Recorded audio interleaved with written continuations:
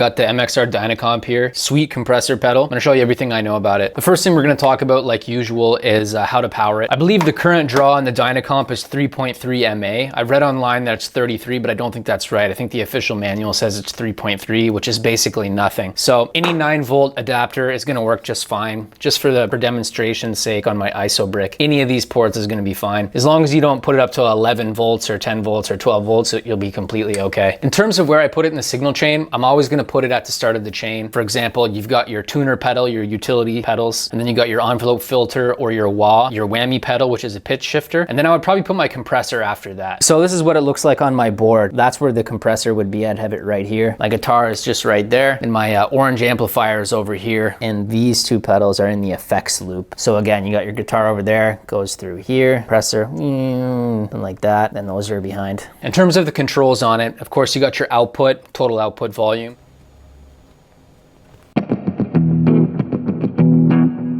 You got your sensitivity. I believe this acts as like the ratio and the threshold simultaneously. It doesn't really say in the manual. In the manual, it just says it adjusts the sensitivity. But I believe it's a combination of both the threshold and the ratio, which is the two primary parameters of a compressor.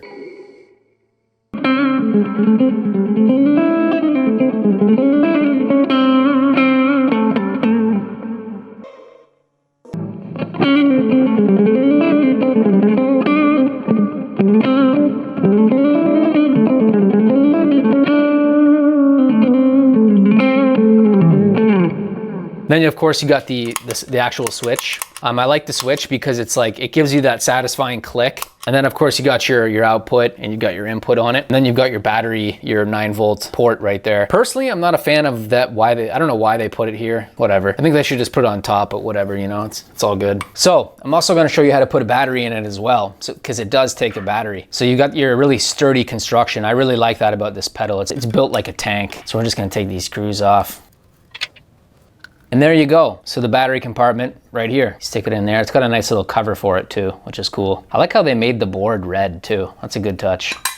A nice touch. I mean, make sure that when you put your Velcro on for your pedal board, that you don't cover up your screw like I had to do. So I had to actually cut it off with an X-Acto knife so I could get the screws out. So I'm gonna show you something cool with GarageBand. In case you don't know, a compressor, what it does is that it reduces the loud peaks and it increases the volume of the quiet parts. So it essentially squeezes the audio file. I'm gonna show you what it looks like with no compression.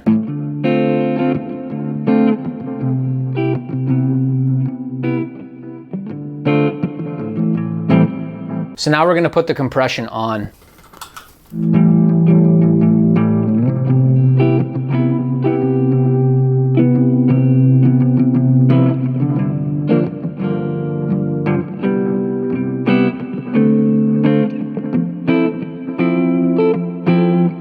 You notice how it's kind of equalized the loud parts and the quiet parts visually? So that's not even a lot of compression. I'm gonna turn up the sensitivity even more.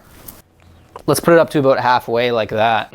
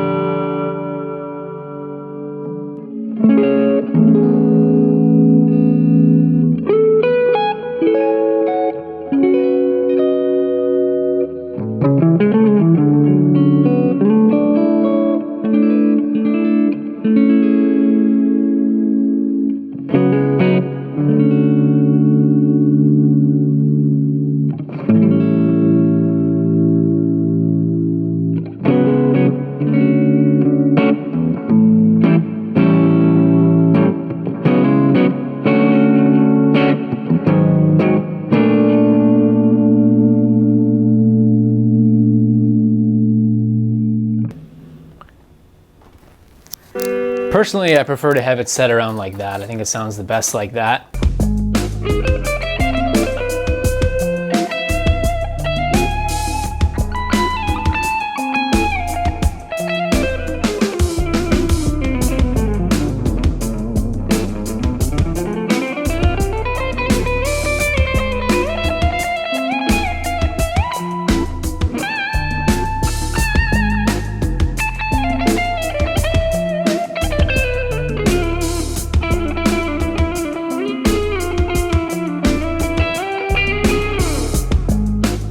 And another thing that you can do is you can actually switch the order, the drive and the compressor.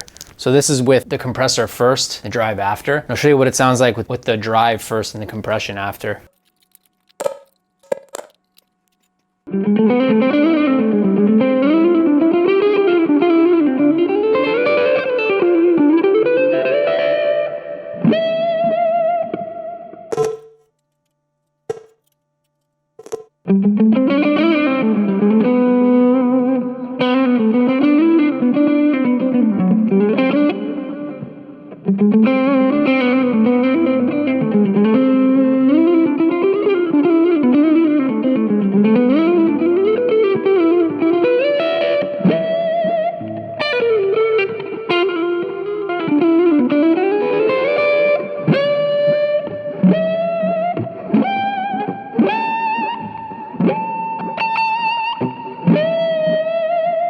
As you can see, it sounds pretty good either way. Personally, I prefer to put the compression before though. So what do I think of the Dynacomp? I love it. I use it every single day. I think it's fantastic. One thing I will say though is that, well, actually I have a couple things to say about it. One is that the lack of sophistication, that's both its strong point and also its weak point, because you only have the output and the ratio. And that's kind of it. But that's kind of what makes it sweet at the same time, because it works so well at what it does. And the second thing about it is that it colors your tone quite a bit. It gives you a little bit of drive, and you might not be looking for that. The people who get the Dynacomp, they want that color. Like when people, it's a classic pedal, so they're looking for that sound. So that sound, it comes with the pedal, whether you like it or not. So keep that in mind. It's going to give you just a touch of drive, even if you use a little bit of ratio. And the last thing I'll say about it is that with the output level dial, I actually don't like it, and the reason why is because I find that I just have it cranked all the time, because if you roll it back to halfway, it's going to be so quiet. I find that it needs to be cranked in order to have unity gain, which is the difference between the volume before you've engaged the pedal and after you've engaged the pedal. I could be using it wrong, I'm not sure, but in my experience, I just have it at